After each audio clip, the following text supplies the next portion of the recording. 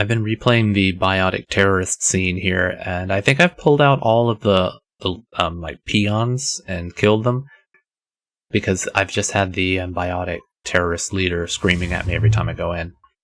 So I think that... Yep, there he was. I'm gonna quick save. Oh, I can't because I'm in a fight, right? Well, hopefully we're not gonna kill anyone this time. Sir? Sir!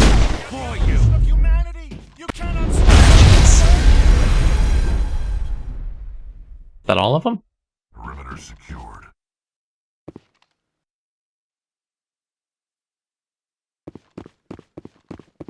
Hello? Is there anyone left? Just stupid scientists. And an ambulance going by, so I'm gonna be silent for a minute so I can remove that.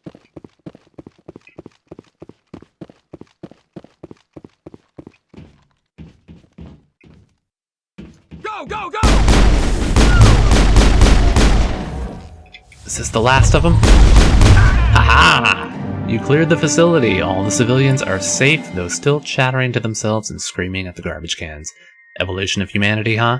These biotics didn't seem that different from all the other scum you deal with. Well done, boys. Perimeter secured. Just a body falling. Is there anything good that we can find in the back here? Just a weird room. Full of empty shelves. Oh, a locked crate. Now we're talking.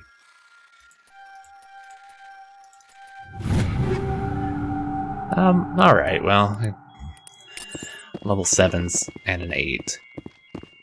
I've started to occasionally see in shops level 9 items, so, you know, anything below that I'm kind of like, ugh, whatever, scoff. Scoff. Anything else to look at? Malfunctioning object, shield modulator. Oh, one more.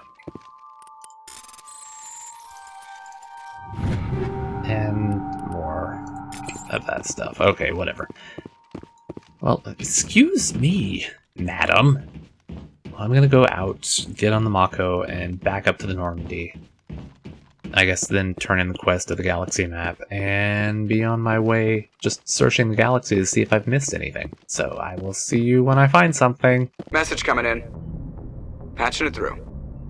I didn't think it could be done, Commander. Well, You managed to secure the base and neutralize the biotics without a single civilian casualty. it might have taken me one or two tries, but I did it. Yep, glad I could help. Just doing my job, Admiral. I couldn't let innocent lives be lost. I wish every soldier had your definition of just doing your job. You're a credit to the uniform, Shepard. We're in your debt. Fifth Fleet out. Thank you, sir. Alright, now on to find whatever we got left. Oh yeah, there are other stars in this system. Alright, time to search this system to see what I've missed. So I'll see you when I find something. I don't think that I've been to this planet before, so I'm gonna read it, go down and see what's on the surface. We've got a level 1 heat hazard, though it is one of the oldest entries in the star charts. Nonuel has not been fully mapped. It is the largest body in the asteroid belt of the blue star Plutus, not only large enough to maintain a spherical shape, but also massive enough to retain the noxious carbon and sulfur dioxides venting from its many volcanoes as an atmosphere.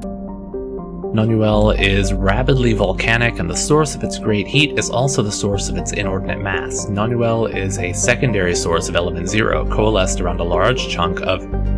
is that element 0? EZO? Ejected by a supernova billions of years ago. Surface conditions are extremely hazardous. In addition to the thin crust and numerous magma flows, wide stretches of the landscape are coated with slippery ash and cinders ejected from the volcanoes.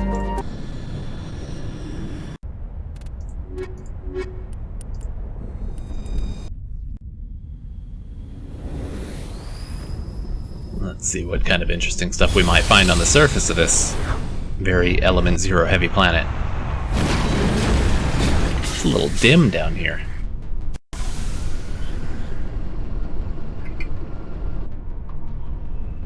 Anomaly, debris, and a warlord's outpost, huh? Alright, well, I guess we're going to the anomaly, debris, and then the outpost. Whatever it is, I see it right over there in the distance. Like a little building of some kind.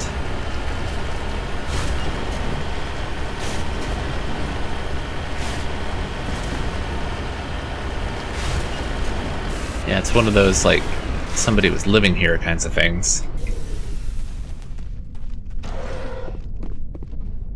Judging by the footprints in the ash, the two mercenaries were facing each other over the crate when they died. Both suffered single gunshot wounds and have a rifle close beside them. Oh, Matriarch's writings. Prying open the crate, you discover a carefully wrapped, handwritten copy of one of Matriarch Dillinaga's treatises. It is unlikely she penned it herself, but the flowing brushwork and intricate watercolor illustrations clearly show the hand of a master scribe. Is that the end of the Matriarch's writings quest? Oh, there's a thing. I just need to take a look, see if that was it. The data disc, signs of battle, Asari diplomacy, valuable minerals, terrain insignia. Yeah, I guess that was the end of it. God, there's so many of these side quests. Can we look at anything here? It's just floating. What kind of a ship is this? Everybody in, it's hot out here. Cover me. Oh shit.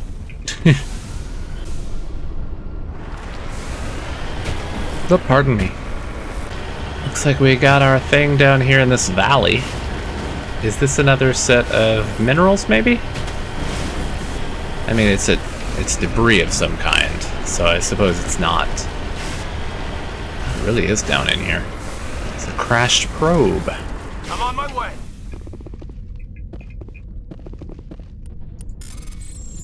Oh man. This one. Oh shit. I hate how sometimes it just does that. You're trying to go one way and it just goes another way. Alright, nothing really that interesting in there. And next to the Warlord's outpost. That must be it off in the distance. We still got a little ways to go. See you there! Oh, there's some minerals on the way though. Gonna be able to top off that mineral finding quest before long. Oh, it's a little bit of a jump there. It's fine, it's fine, it's fine. God, we just keep hitting all these ramps. I'm gonna make it. I'm gonna make it eventually. Don't worry. Here we are. I'm on my way. I did it. Ready to move. Kite it, please. Let me get to the whatever mineral this is. Rare element, samarium. What is samarium, I wonder? Oh well, no time to Wikipedia that. We've got a warlord to stop. I was assuming there would be people outside, but it does not appear to be. So we'll park somewhere. This is not the door. Is that the door? That must be the door there. Okay, let's do a little quick save here. And nothing. Oh, well, I suppose this is going to be something for later on then.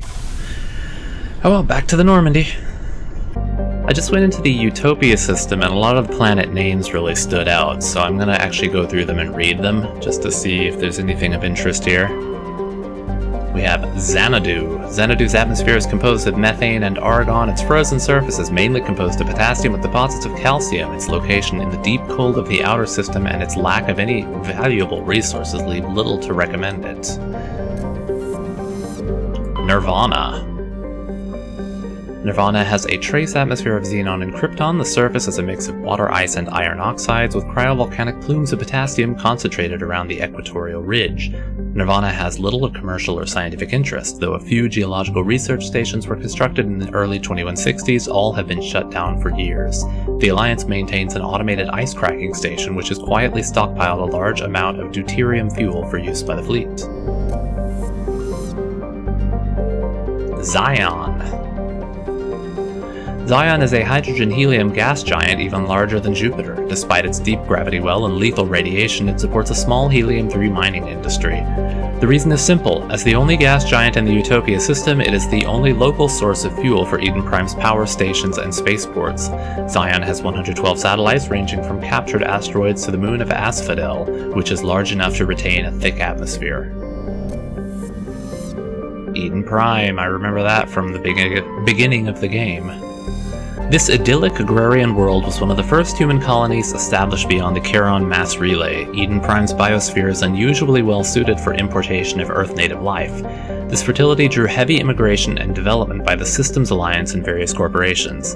Today, Eden Prime is a model of sustainable organized development. The population is housed space-efficient arcologies that tower over thousands of kilometers of green fields and orchards. Leaving out a word there. And Arcadia. An unusually large terrestrial world, Arcadia has a dense atmosphere composed of nitrogen and helium. Its scorching hot surface is mainly composed of alkaline basalts, but metal deposits are plentiful.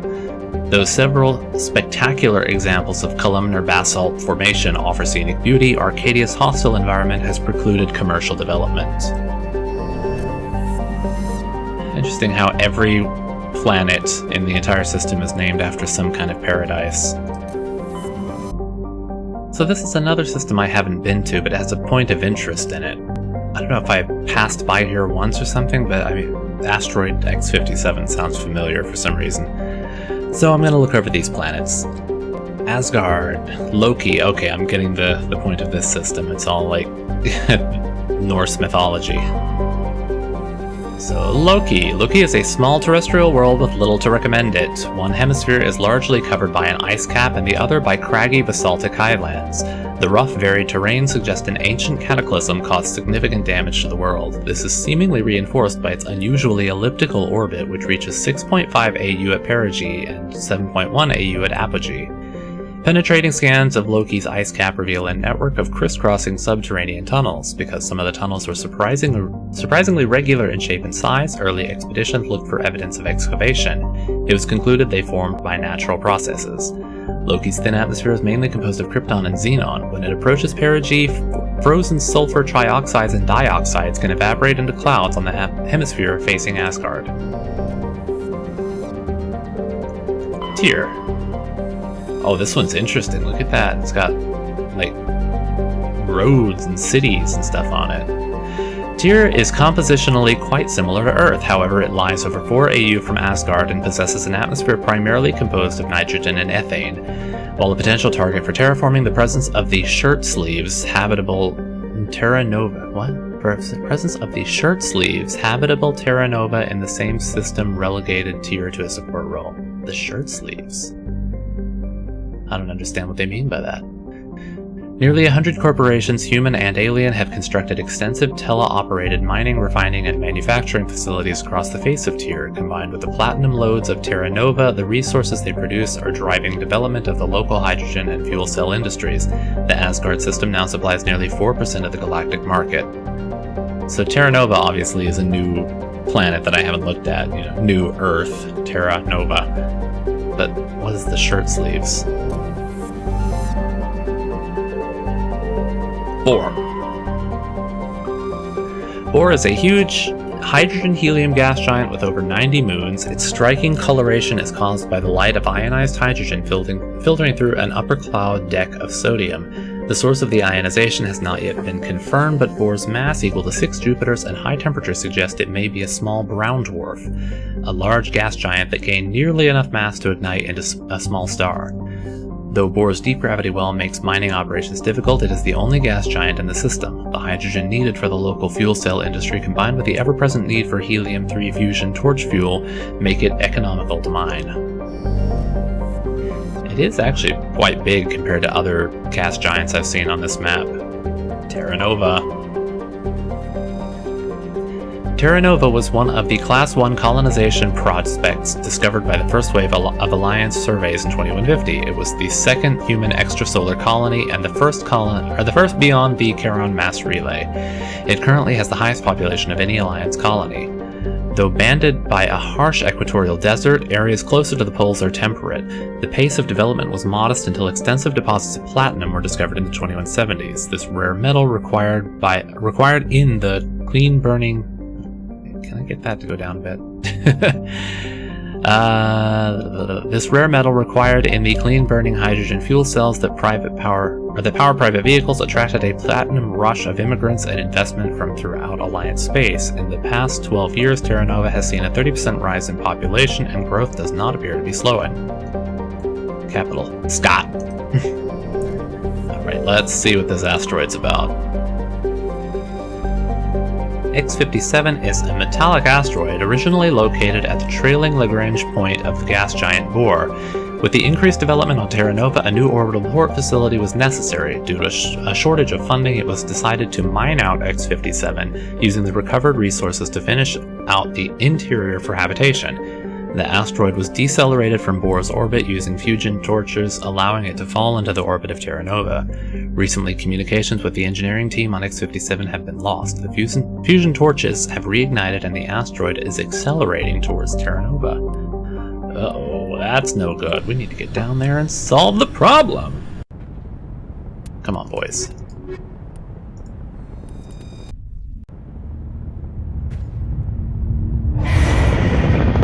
We get a whole cinematic for this one. Status.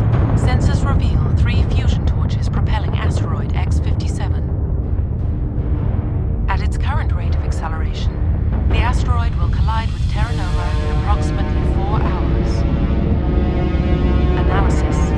Torches must be disabled to cease the acceleration. Hello. I heard your transmission. Can you hear me? Is that Ashley? I haven't found me yet, but I can't talk long. Sounds like Ashley. Shut down the fusion torches. I'm going to die. Didn't you die, Ashley? Hearing this.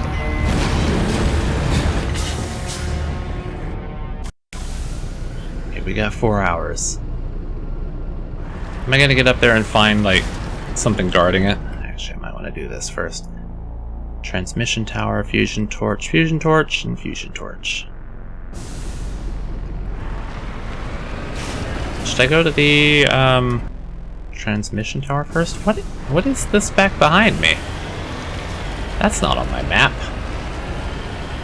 Forget about these torches. What's that thing?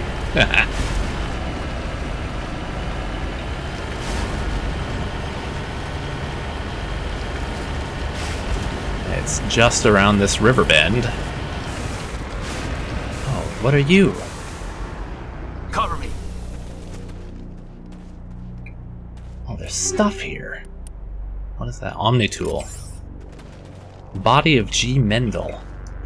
This victim was badly beaten before being killed with a pistol shot to the back of the head at close range. It's likely he surrendered only to be executed by his sadistic captors. But who? And why? Survey Station 3, final entry logged by Engineer G. Mendel. The central transmission tower is on the fritz again. No one ever listens to my warnings about single points of failure. I'm surprised our surface comms work half as well as they do. When Slies shows up to relieve me, I'll go see if I can get the old girl back up and running. And he obviously never did. What has been added to my map? I mean, I already knew the transmission tower was there. There's nothing new on the map. It's kind of cool having the planet looming in the distance. Oh, and it ever so slightly moves, too.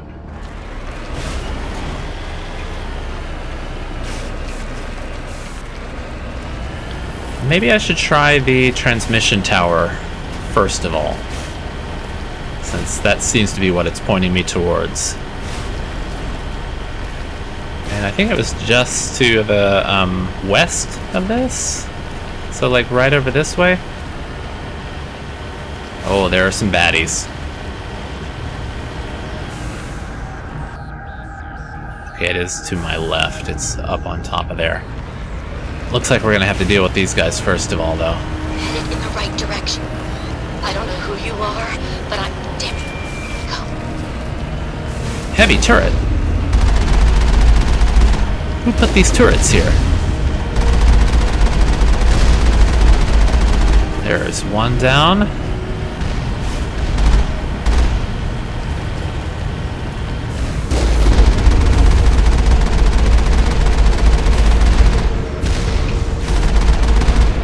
Another down.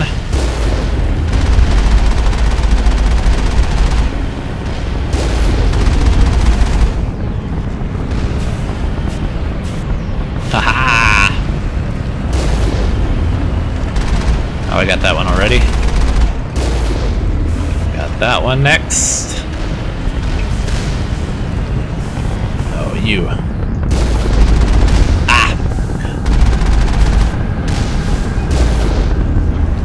I think that's it for these.